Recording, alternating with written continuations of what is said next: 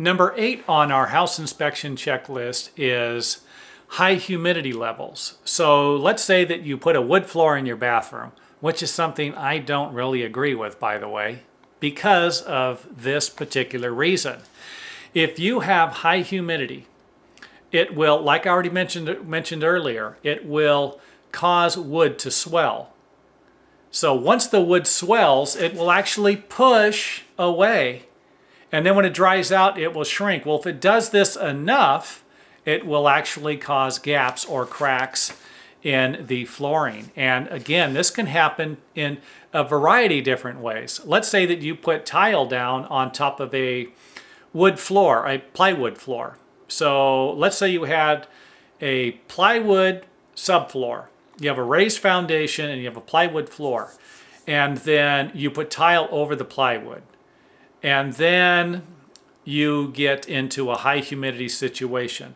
There's a large group of people using this particular bathroom for long periods of time, creating excessive moisture in the room.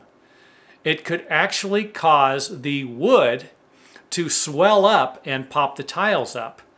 And again, this wouldn't be it would take a lot of humidity to do something like this, but it wouldn't take a lot of moisture. Let's just say that someone's getting out of the shower and they're constantly getting the area of the floor, tiled floor that's right next to the bathtub or the shower, wet.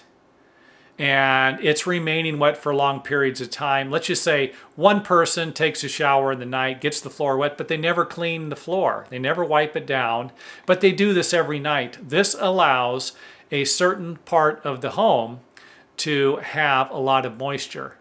And if it remains moist for a long period of time, and again, this varies from house to house, you could actually have wood rot and damage. And then of course it doesn't really matter if the plywood or the flooring swells, because you probably by this time have enough dry rot and it's time to replace the subfloor.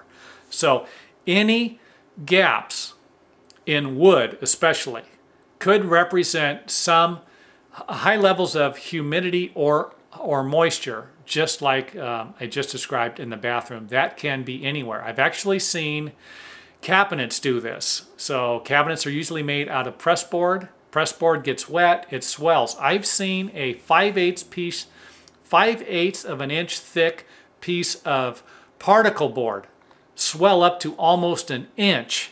And I'm not exaggerating. It gets moist, it starts to expand, and then it's not long before it's falling apart. So gaps could represent high levels of humidity in your home. If you own a house, you should inspect it regularly. But how can you inspect a home if you don't know what to look for?